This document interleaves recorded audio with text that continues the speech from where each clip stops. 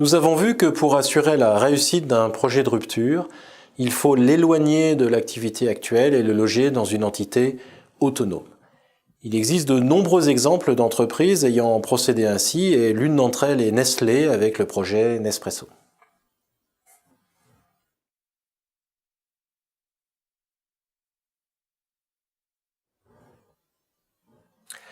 On l'ignore souvent, mais le projet Nespresso n'a pas vraiment été une partie de plaisir.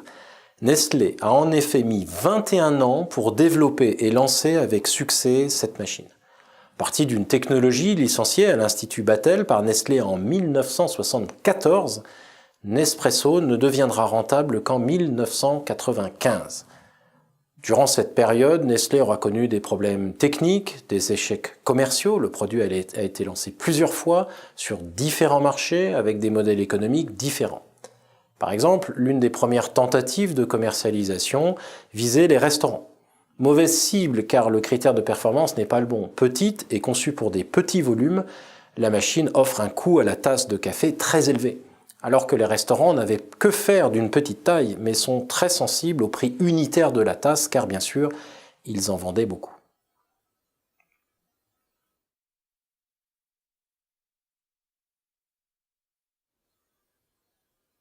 Initialement, le projet a été géré au sein de Nestlé, mais face aux échecs, il a ensuite été isolé dans une entité spécifique, en partie en raison de l'hostilité qu'il suscitait au sein de l'entreprise. Cette hostilité s'expliquait par le fait que le projet était bien une rupture. Il ne cadrait pas du tout avec le cœur de métier de Nestlé qui vend du café en sachet au supermarché, alors qu'il s'agissait là de vendre une machine à des particuliers.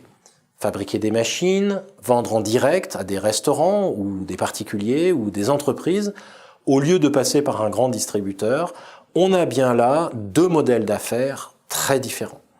En outre, le projet absorbait un budget conséquent, nécessairement aux dépens des autres unités d'affaires engagées dans une concurrence féroce avec les autres vendeurs de café en grains. Le projet ne tenait, malgré ses échecs successifs, que grâce au soutien du PDG de la société. Cela souligne combien le soutien de la direction générale est important pour un projet en rupture qui met souvent longtemps avant de produire des résultats tangibles.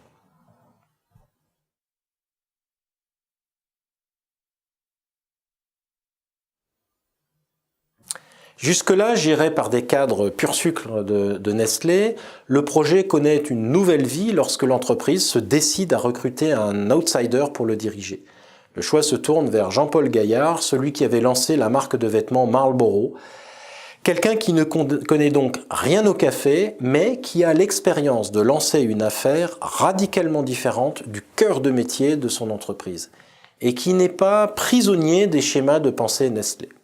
Alors, les difficultés demeurent, les études de marché sont négatives, personne n'en veut vraiment, c'est un grand classique de l'innovation de rupture, mais Gaillard les ignore et lance finalement le produit avec le positionnement que nous lui connaissons aujourd'hui.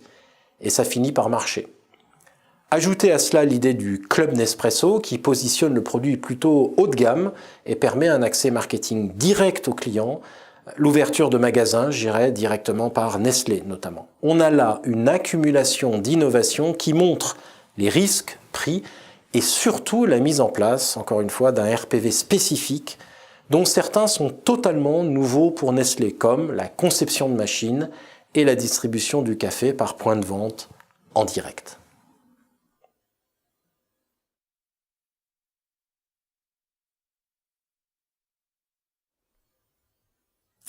Mettre le projet dans une entité autonome n'a pas miraculeusement permis le succès immédiat du projet. Mais sans cela, il serait certainement mort, étouffé. Le logement dans une entité séparée est donc nécessaire à la réussite d'un projet de rupture, mais il n'est bien sûr pas suffisant pour résoudre les difficultés propres au projet lui-même.